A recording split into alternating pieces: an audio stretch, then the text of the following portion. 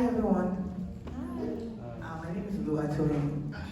My name is Oluwatoyin Ajulori, but you can call me Toyi. I'm from Nigeria. I work in the university. That bit of information is important for my speech.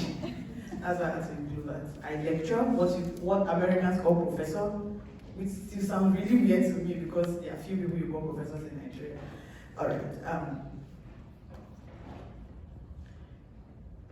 What I'm going to share today was a bit of a personal story that led to a journey I'm on now. Okay, so let me go. I believe in the power of confusion. One evening in September 2019, I cried like a baby. Earlier that year, I had made the decision that I was now ready to pursue my dream of starting a PhD program. And having spent about 9 to 10 years in the geoscience field, it felt right to do a PhD there. I spent months poring over GRE books, test of English language books, trying to get ready for the test and all of that. And I also spent a lot of time on researching about universities in the United States. I wanted to come to the United States. Knowing about researches done in different universities. That particular evening, I had downloaded some master's thesis done in the university of choice in a particular department to familiarize myself with the researches being done so I can be transparent advisor. I downloaded about 3 of them. When I opened the first one, it all looked like Greek. Then I tried reading the second one, and I couldn't make sense of anything. By the time I opened the third one, I was completely confused. Now, you need to understand that this was a field I have spent 10 years in. This was a field where, as an undergraduate, I finished with what Nigerians and I think Africans call a first-class degree. I think Americans call it summa cum laude, if I'm right. This was a field I had graduated as best graduating student. So to trip over 3 articles when I wanted to do a PhD, I didn't know when I started crying. And I felt very stupid. I felt really unqualified for a PhD. I later wiped my tears anyway that night and decided to continue with my application. 4 applications and 4 rejections later, I concluded I was really stupid. Now, as at this time, I was already a lecturer in the same field. And I continued in that same field as a lecturer with a lot of trepidation. I was always afraid that people were going to find me out and I knew that I don't know anything. That I was not qualified to be there. And eventually I abandoned the PhD dream. I left it. To ease my anxiety, I started, because I love to learn, I started reading papers, articles from a whole different field. A place where I could be naive and I won't feel bad. It was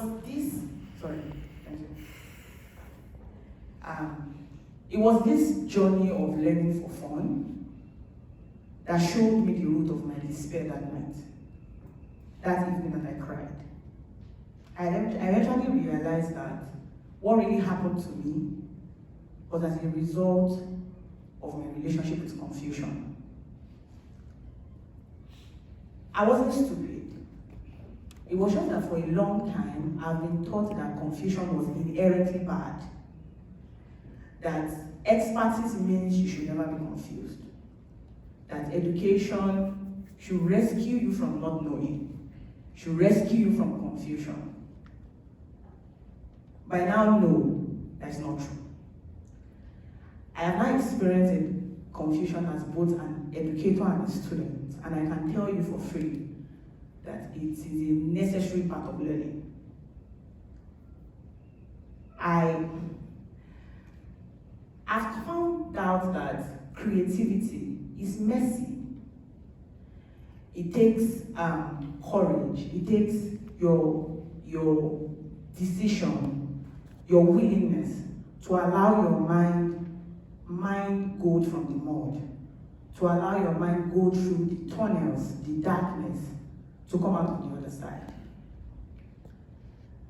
And I believe this is one thing that has been lacking in a lot of education that has been done in my country, and I believe in a lot of parts of Africa. I now know that everyone needs time for their confusion. Like one of my mentors said, she says everyone needs time for their confusion for us to be able to build the breadth and the depth of the knowledge that has significance. Well, for me, you might wonder, so where am I right now? Now I am going to be spending the next few years of my life trying to help people understand how to use the tool of confusion for learning. I'm eventually going to be pursuing a PhD program this fall, but now in STEM education. It's interesting how what I thought was bad, confusion, led me on a personal journey of discovery and helped me see where I really wanted to be. I am aware that the journey of a PhD is hard, and I know it leads to a lot of confusion. I know that it's very possible that one of those days, in maybe 2 years' time, I might burst out in tears again because everything seemed confusing. But this time around, I'm going to look myself in the mirror and remind myself I'm on the path of greatness. That this is part of the journey, and that no one runs out of a good mine because he has slippery stairways. Definitely not me. Thank you.